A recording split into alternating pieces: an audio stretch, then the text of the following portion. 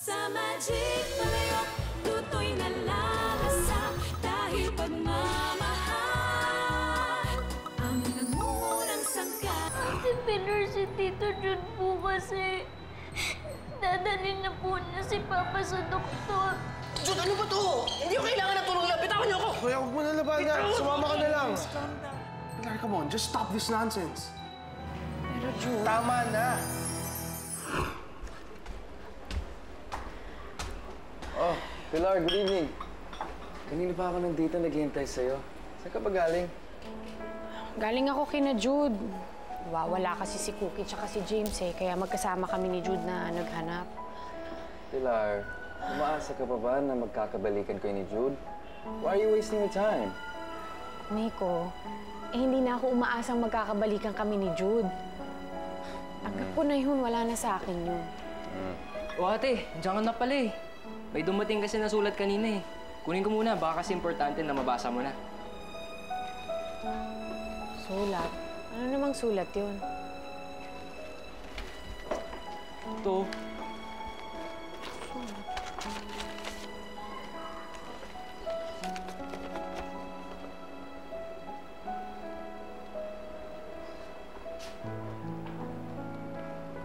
Oh, bakit? Ano yan? Pinapanal na ni Jude ang kasal namin.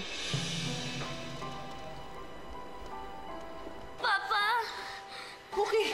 Papa, inumin niyo na po itong sabaw, bilis.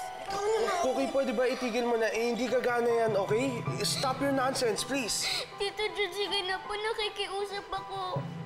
Walang pagkakataon ko na po ito. Pagbigyan niyo na ako. Jude, makinig ka kay Cookie, Jude. Sige, bitawan niyo naman siya.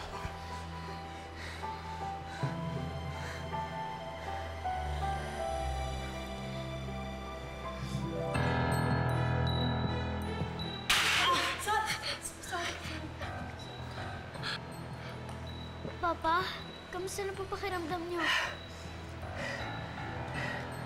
Ewan ko, wala naman akong maramdamang kakaiba eh. Jude, bakit? Nung nahulog yung tray, hindi mo lang nagulat si Kuya. So baka umepekto nga yun sa baho. Baka magaling na siya. Is this possible? Papa, naaalala niyo na po ba si Mama?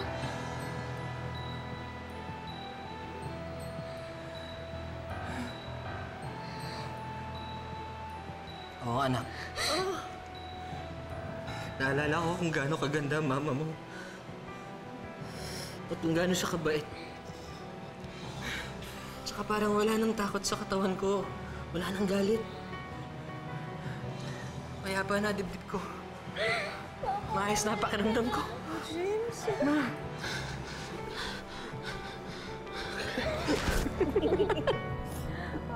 Salamat sa Diyos!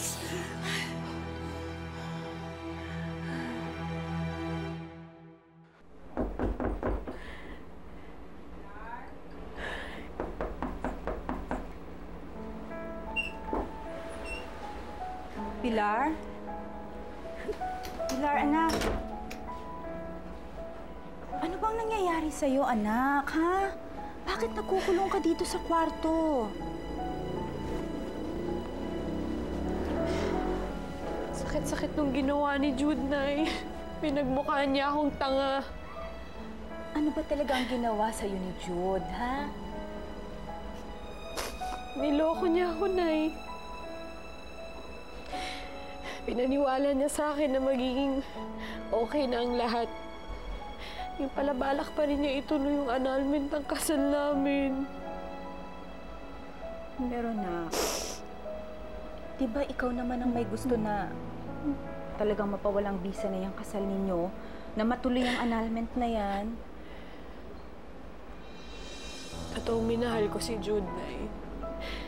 Umasa ako na magsasama kami na parang isang normal na mag-asawa. Akala ko magiging maayos na ang lahat.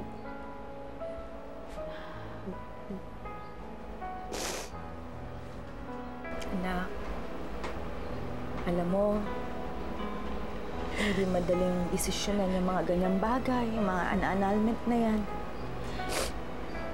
Tingin ko kailangan mag-usap kayo ni Jude. Usapan niyo. Wala na kaming dapat pag-usapan, Nay. Kung annulment ang gusto niya, annulment ang ibibigay ko sa kanya.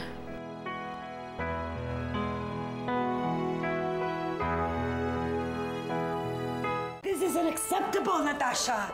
Bakit hindi gumana ang gayuma na ninagay natin sa soup ni James? Epic fail talaga yung magic mo.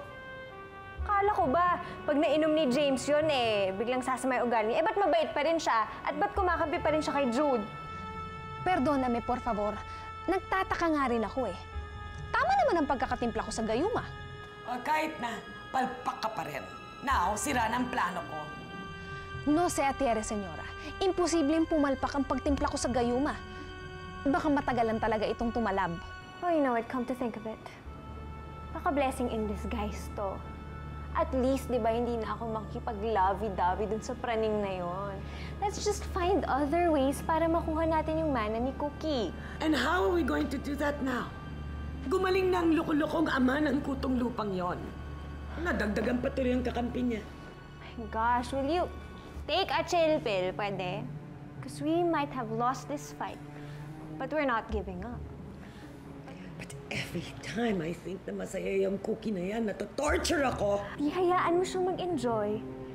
Para when she least expects it, we can take everything away from her. Effective yung magic soup na niluto natin, Palayok. Magaling na si Papa. At dahil doon, hindi na dadalhin ni Lola Alicia sa mental hospital si Papa.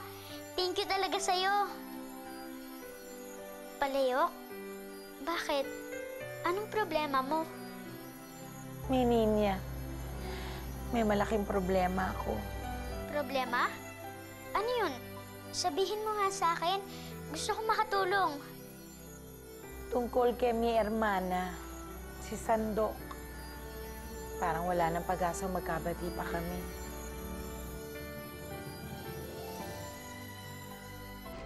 Napakalaki ng improvement ng mental state mo, James. Ha? Fully recovered na yung memories mo. Very lucid ka ngayon. At kontrolado mo na rin yung reactions mo and behavior mo under stressful conditions. Teka, so ano ho yun, Dok? Sa madaling salita ho ba, magaling na talaga ang kapatid ko? Ah, yes. Jude, magaling na ang kapatid mo. It's amazing actually.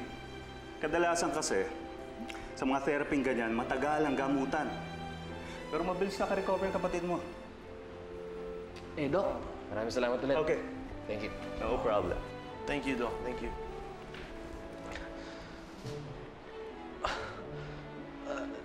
Hindi pa rin ako makapaniwala kung paano ako napagaling nung sabaw na niluto ni Cookie. Ang totoo niyan, si Cookie at yung mga kaibigan niya, binilik lang nila yung pagiging masayahin ko.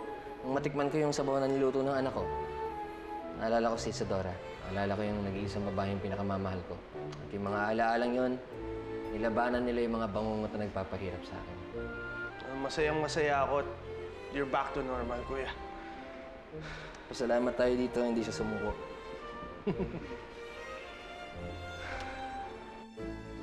Papa, maraming salamat po kasi dinala niyo ako dito sa park. Sa wakas po, makakapag-banding na rin tayo.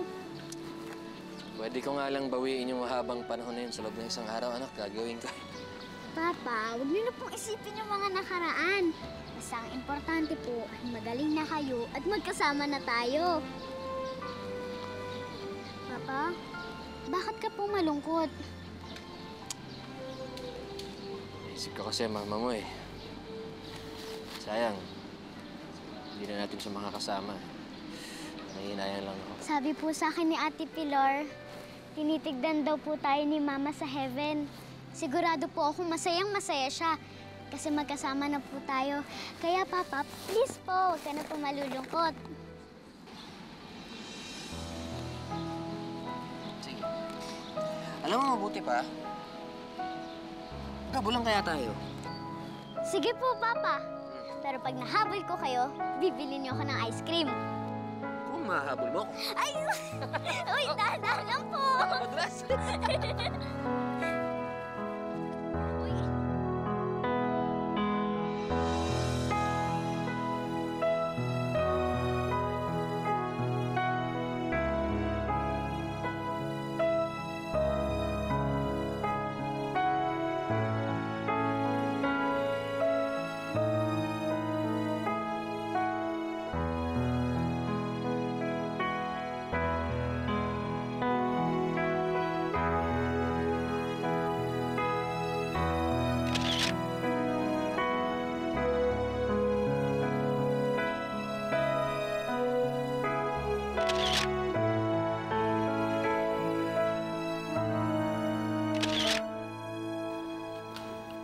Pilar, ang butit na dito kami. Good news ako para sa'yo.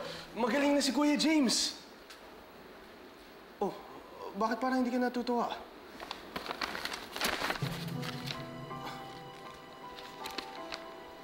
Bakit nasa iyo to? Saan to nanggaling? Saan pa? Sa korte. Huwag ka na magkunwaring nagulat ka, Jude. Alam ko namang ine-expect mong matatanggap ko yan eh. Hindi mo dapat makukuha to, Pilar.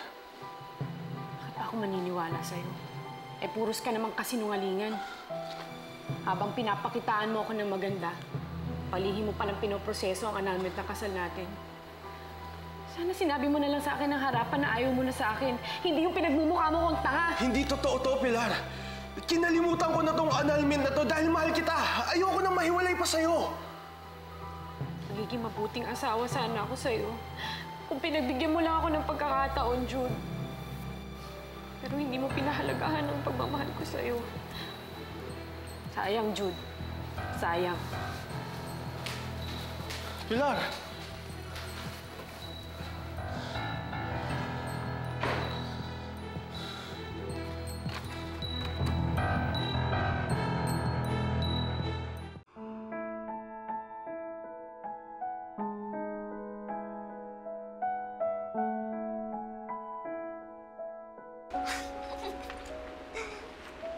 Hi, Tita Jude!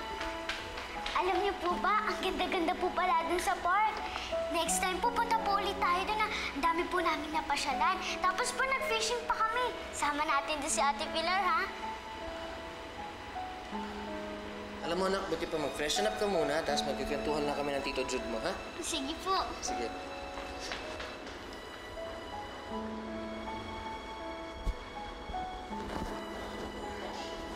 Alam mo kaya, hindi pa rin ako makapaniwala. Magaling ka na. Nakakausap ka na ng maayos. Magaling na nga ako. Kaya lang, parang ang lungkot mo eh. Pwede mo akong kwentuhan. Ano ba nangyari sa'yo?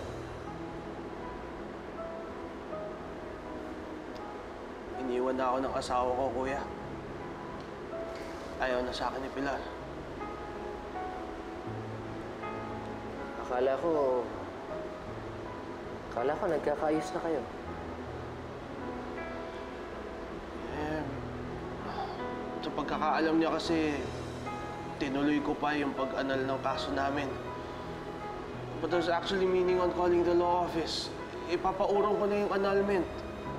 Kaya lang sobrang daming nangyari these past few weeks na hindi ko naasikaso. Kalimutan ko. Eh, gusto ko sana mag-explain sa kanya pero ayaw niya na makinig sa akin. Anong gusto mong gawin? Ewan ko. Siguro, magbibigyan ko na lang yung gusto niya. Kasalanan ko naman ang lahat kung bakit kami umabot sa ganito eh. Siguro, hindi lang talaga kami para sa isa't isa. Eh ikaw, yung ba gusto mo? Manal yung kasal ninyong dalawa?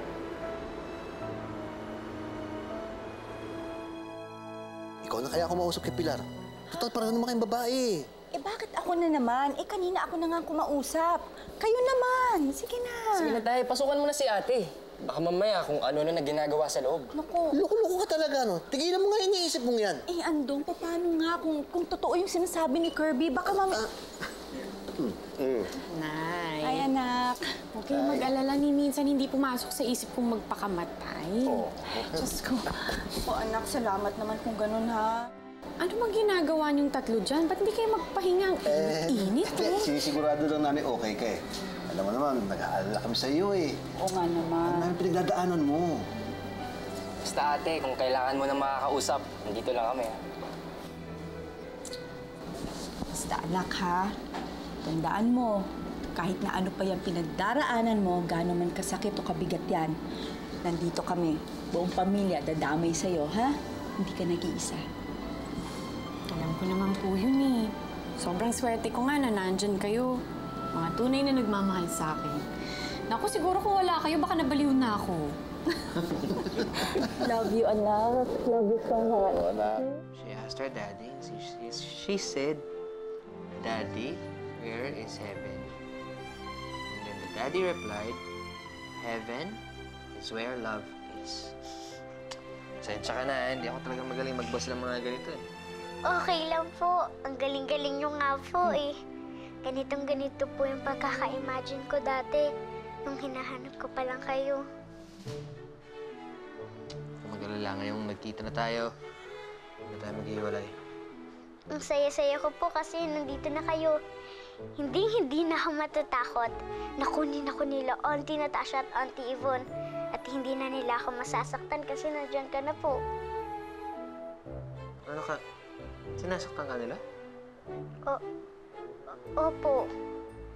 Tapos po, kinukulong pa po nila ako dun sa bahay. Tsaka hindi pinapahain. Tapos po ginawa pa nila akong katulong dun. Salbahe mga yun ah. Natulingan silang kamag-anak ng mama mo, tapos ginaganon ka? Ito mag-alala. Hindi ko pala lagpasin to, humanda sila sa akin.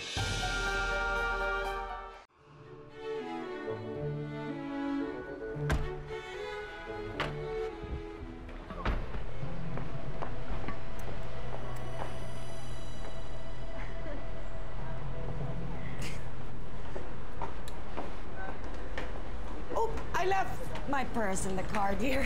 Do you mind getting it for me? Okay, fine. Dito ka lang, You're alalay. Minsan lang naman. Palayok mo kung makikipag-away si Papa kina Auntie Yvonne at Auntie Natasha. Anong gagawin ko? No tengos miedo, mi niña. Gagawin ko lahat ng paraan para hindi makasakit o masakit yung papa.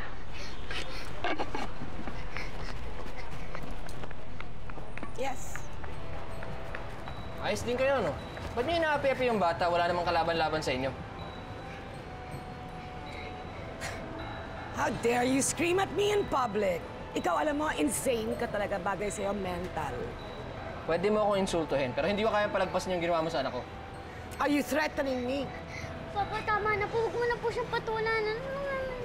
Hindi. Dito ka lang. What is going on here? Pero, that's sira ulo. Gusto pa akong sugurin. Hoy, ikaw, Mr. Praning. Huwag kang magkamaling sakta ng aking sister na si Yvonne, okay?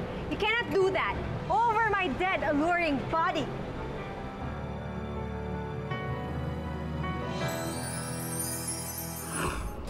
Iniiwasan mo ba na mag-abot tayo? Jude, kasi hindi rin naman magiging maayos yung trabaho ko dahil sa sitwasyon natin eh. Kaya mas mabuti siguro para sa ating dalawa kung aalis na lang ako.